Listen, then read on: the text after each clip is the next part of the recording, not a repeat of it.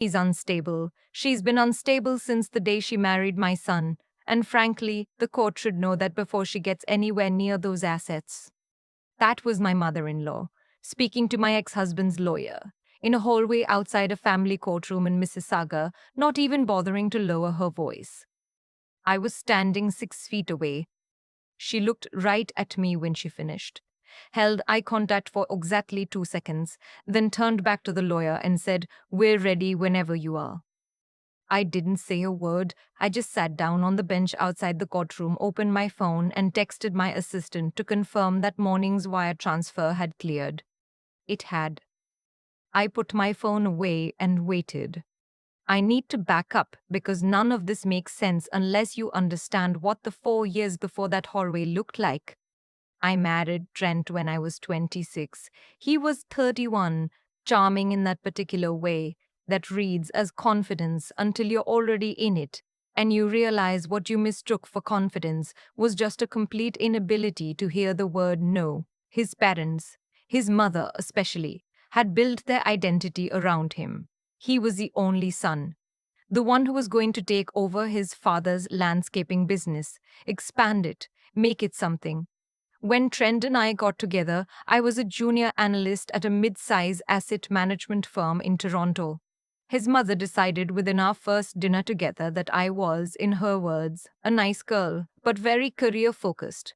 And the way she said it made clear that career focus was not a compliment. I didn't fight it. I was 26 and in love, and I told myself she'd come around. She did not come around. When I got pregnant with our daughter, Phoebe, she was born in the spring. The best thing that has ever happened to me. His mother treated it like a minor inconvenience to her timeline. Trent's sister had had her kids first. 2 boys, loud and sunburned and adored. Phoebe arrived in a family that had already decided where its love was going. I noticed it in small ways at first. The sisters' boys got handmade quilts from Trent's mother. Phoebe got a gift card to Indigo. The boys were invited to the family cottage on Georgian Bay every August. When I asked about bringing Phoebe that first summer, my mother-in-law said the cottage was a bit rustic for babies. Phoebe was 14 months old and had been sleeping through the night for 6 months. She wasn't fragile, she just wasn't the right grandchild. I told myself it would get better. Phoebe would grow. They'd bond. These things take time. What I didn't account for was that Trent would look at all of it, his mother's coldness, his sister's indifference, Phoebe's confusion when family dinners made her invisible, and decide that the problem was me. That I was too sensitive, that I made things awkward, that if I just relaxed and stopped keeping score, everything would be fine. "She's 3 years old," I said once after a Christmas dinner where the boys each got a wrapped box of gifts from a wish list his mother had personally curated, and Phoebe received a chocolate advent calendar that was already half eaten. "She notices, Trent. Kids notice." "You're projecting," he said. "Mom loves Phoebe." I looked at the advent calendar sitting on the counter, and I didn't say anything else. That was the version of me that existed then. The one who went quiet instead of pushing back, because pushing back meant another week of Trent's cold silences, and I was already so tired. Phoebe turned 4 in April. I had been planning her birthday for 6 weeks. Not anything over the top. She wanted a butterfly theme, pink and yellow, with a caterpillar cake and those little butterfly wing clips you can put in your hair. I booked a backyard party at our house, invited her preschool friends, ordered the cake from a bakery on Lakeshore. I had asked his family 3 weeks in advance. His parents said yes. His sister said yes. Even Trent's uncle and aunt who lived in Hamilton said yes. The day before the party, Trent's sister texted him, not me, him, to say that she and her husband had gotten last-minute tickets to a concert in Niagara-on-the-Lake, and they'd have to miss the party. Trent told me while I was blowing up balloons in the living room. I stopped blowing up the balloon. "The tickets just appeared the day before your daughter's birthday party." "It's not personal," he said. I went back to blowing up the balloon. His parents still said they were coming. I held on to that. Phoebe had been asking for 3 days whether Grandma and Grandpa were going to see her butterfly cake. I'd said yes every time. The party was at 2. By 2:30, Phoebe's friends had all arrived. Her little preschool crowd, sticky-fingered and thrilled, running through the backyard with butterfly wing clips in their hair. The caterpillar cake was on the table. Phoebe was wearing a yellow dress with a tulle skirt that she'd picked out herself. She looked like the happiest kid alive. At 2:45, she came and found me by the snack table. "Mommy, are they coming?" "Who, baby?" "Grandma and Grandpa. You said they were coming." "They're probably just running late, sweetheart." She looked toward the gate at the back of the yard, just stood there for a moment, watching it. Then she said, "Did they forget?" I crouched down to her level. Her little face was so careful. She wasn't crying. She was just asking a genuine question, the way 4-year-olds do when they haven't yet learned to brace themselves before they ask something. "Let's go cut the cake," I said. "Right now, you and me. And we'll save them a piece, okay?" She thought about it, nodded, let me take her hand. His parents arrived at 4:15, an hour and a half into a 2-hour party.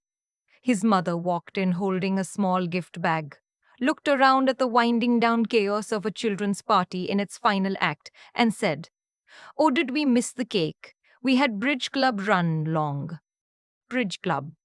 Trent nodded like this was a reasonable explanation. I watched Phoebe show her grandmother the butterfly wing clips, enthusiastic and generous in the way kids are when they've decided not to hold a grudge. And I stood in my own backyard next to a caterpillar cake with 4 candles melted down to stubs, and I thought, I cannot keep pretending this is fine. I had been pretending a lot of things were fine. I had been pretending the marriage was fine. It wasn't. Trent and I had been eroding for 2 years in that specific, quiet way that doesn't look dramatic from the outside but leaves you feeling like a stranger in your own house. He resented that I'd been promoted twice in 3 years. He made comments about my hours, my ambitions, my priorities, with a tone that was never quite accusatory enough to call out directly. When I made partner at 31, junior partner, but still, he told his parents before he told me that he was proud. He told me it was impressive for someone your age, and when I asked him why he phrased it that way, he said I was being oversensitive again. I filed for divorce 4 months after Phoebe's birthday party. What followed was 18 months of the most targeted, deliberate campaign of character assassination I have ever witnessed. His mother told mutual friends I had a drinking problem. His sister made a point of mentioning to anyone who would listen that I was the kind of person who always needed to win. Trent's lawyer sent a letter implying that my work travel made me an inconsistent parent and requesting that primary custody be reconsidered. I want to be very clear about something. I had never, not once, missed a school pickup, a pediatric appointment, a sick night, a nightmare, a first day of anything. My assistant kept my calendar specifically so that Phoebe's events were untouchable. I had been the consistent parent in that household for 4 years. The allegation was not just wrong, it was precisely, strategically wrong, designed to hit the thing I cared about most. What they did not know, what none of them knew, was what I had been doing for the 3 years prior to the divorce. I need to explain something about my job that most people outside my industry don't fully understand.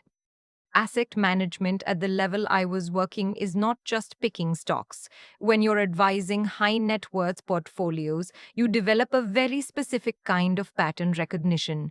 You see how money moves, you see what's real and what's leveraged past the point of stability. You understand in ways that are hard to explain to non-finance people what the difference is between wealth that's solid and wealth that's performing.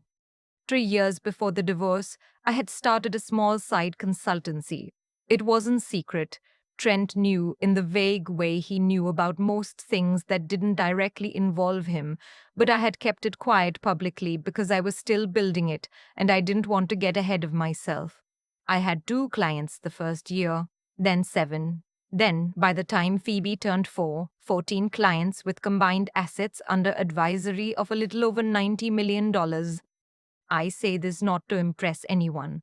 I say this because it is the piece of information that, had Trent's family known it, would have changed every single calculation they made. I had also, in the year before I filed for divorce, purchased a commercial property in Oakville, a mixed use building. Retail on the ground floor, professional offices above. I bought it through a numbered company, which is perfectly legal and extremely common in Ontario, and I bought it because the cap rate was excellent, and my accountant had been telling me for 2 years to diversify out of equities. The anchor tenant on the ground floor of that building was a landscaping supply company, Trent's father's landscaping supply company. I did not know this when I bought it. I want to be absolutely clear about that. I ran the due diligence on the building as a building. I looked at the lease terms, the NOI, the condition of the property. I was not thinking about Trent's father's business. By the time my lawyer flagged the tenant name during the purchase process, I was 3 weeks from closing and the numbers still made sense, so I closed. I sat on that information for 11 months. The custody hearing was in October. It was a cold morning, the kind Toronto gets in fall, where the sky is white and flat and the air smells like wet leaves. I drove myself, my lawyer, a woman named Greta, who I had been referred to by a colleague and who had immediately made me feel like I was in the right hands, met me outside. "How are you doing?" she asked. "I'm fine," I said. I confirmed the wire transfer. She looked at me for a second, then nodded. "Good." Inside, in the hallway, was when my mother-in-law said what she said, unstable. "Since the day she married my son. The court should know." I sat down on the bench and I waited. When the hearing opened, Trent's lawyer came in confident. He had a thick folder. He had a narrative. He had, I suspect, a very clear picture in his head of who I was, a workaholic who put her career above her child, emotionally volatile, difficult, financially comfortable, but not exceptional, someone who could be managed. He began his opening with my work travel. He had printed my calendar from 3 years ago and highlighted the nights I had been out of province. He had a number, 42 nights in a calendar year. He said it gravely, like he was reading a sentencing document. My lawyer let him finish. Then she asked the judge if she could enter a document into the record. The document was a record of Phoebe's attendance, prepared by her preschool and current junior kindergarten. 4 years of school, 0 absences due to parental unavailability, present at every parent-teacher interview, every concert, every field trip sign-off. Also attached, pediatric appointment records going back to Phoebe's first week of life, every single one attended by me.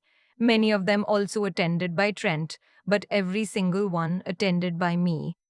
Trent's lawyer looked at the document. He did not say anything for a moment. The judge looked at him. "Is there something you'd like to clarify about the calendar you presented?"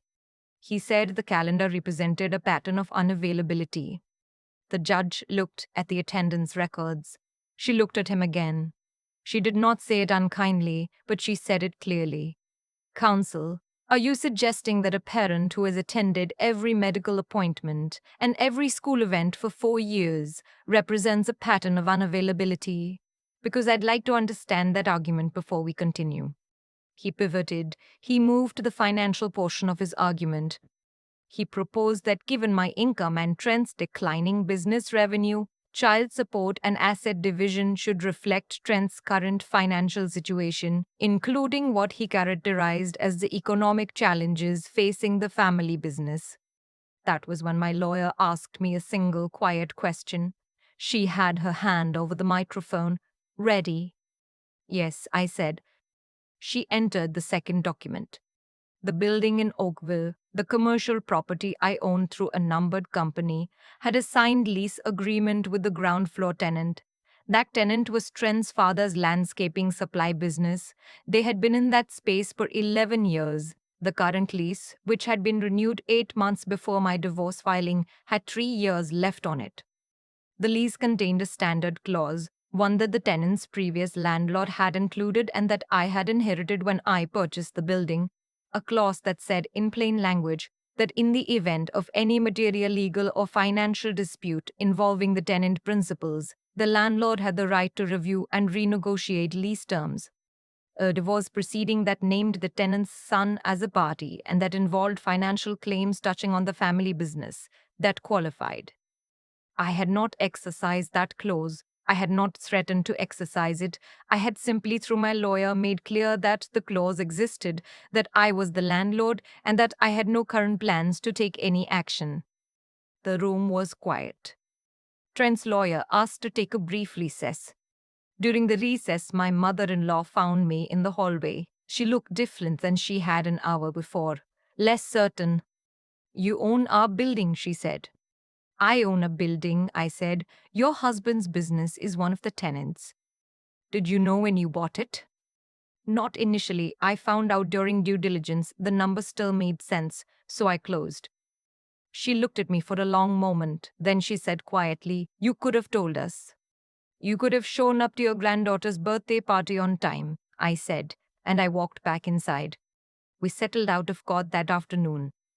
I got primary residence.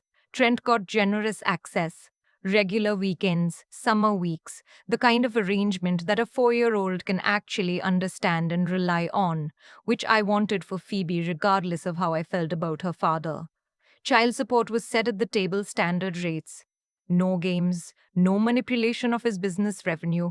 The family business stayed in their building on my terms with a lease amendment that reflected current market rates, which were modestly higher than what they'd been paying.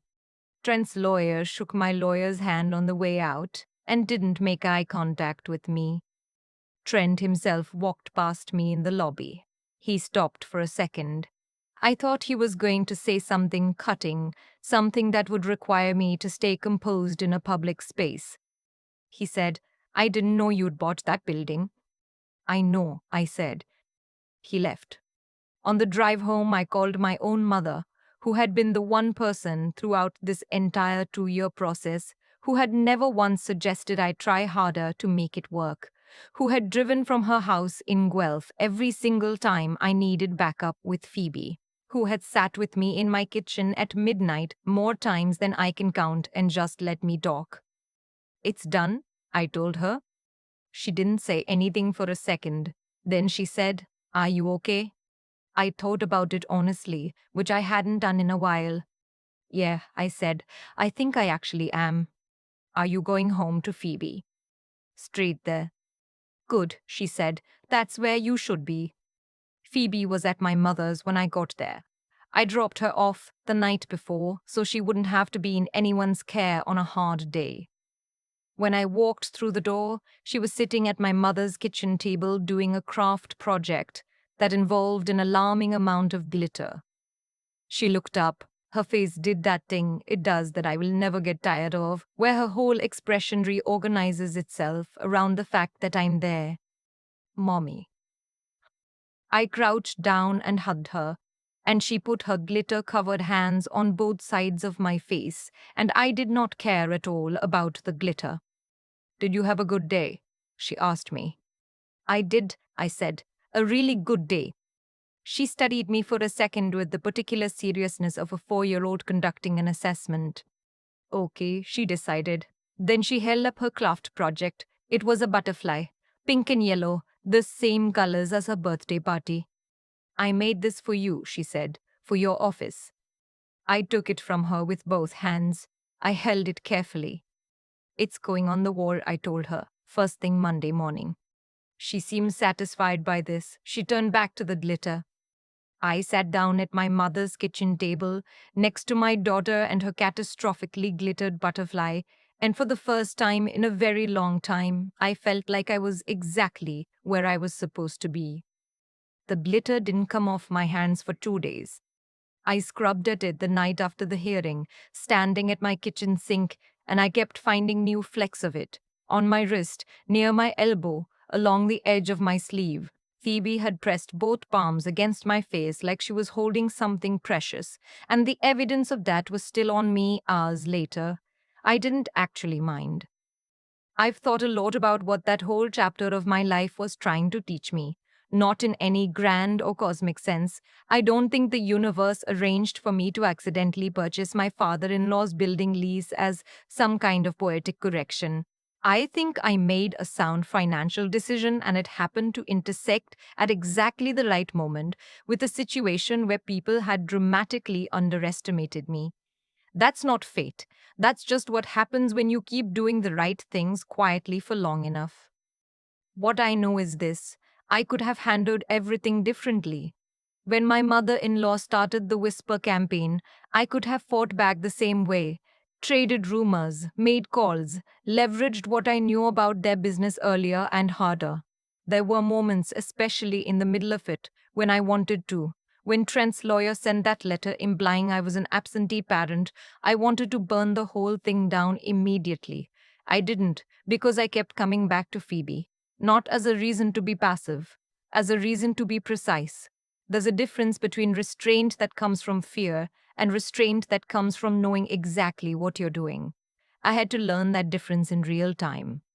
Integrity, I think, is less about grand gestures and more about the 10,000 small decisions you make when no one is watching and nothing has paid off yet. It's keeping your daughter's school pickups untouchable even when you're working 70-hour weeks. It's running due diligence honestly on a property even when you're exhausted. It's not exercising a lease clause just because you can. I didn't hold back from some performance of virtue. I held back because acting recklessly would have made me someone I didn't want my daughter to grow up watching. The intelligence piece, and I mean that in the practical sense, the knowing what you actually have sense, is something I think women in particular are conditioned to downplay. I had spent 3 years building something real, and I had let the people around me believe I was simply career focused, as if ambition were a personality flaw rather than a skill set. I'm not making that mistake again, not because I need to impress anyone, but because letting people underestimate you indefinitely is its own kind of quiet surrender. And the part that took me the longest: you have to keep going when there is no visible reward for it yet. The consultancy when it was 2 clients. The property purchase when the numbers were the only thing telling me it was right. The 4 years of never missing a pickup when no one was giving me credit for it. That persistence wasn't dramatic. It didn't feel heroic in the moment. It just felt like showing up again and again to a life I was building on my own terms. Phoebe's butterflies on my office wall now. Pink and yellow, glitter and cardstock in absolute structural chaos. My assistant asked about it on the first Monday after the hearing, and I told her my daughter made it. She said, "It's perfect." I said, "Yeah, it is."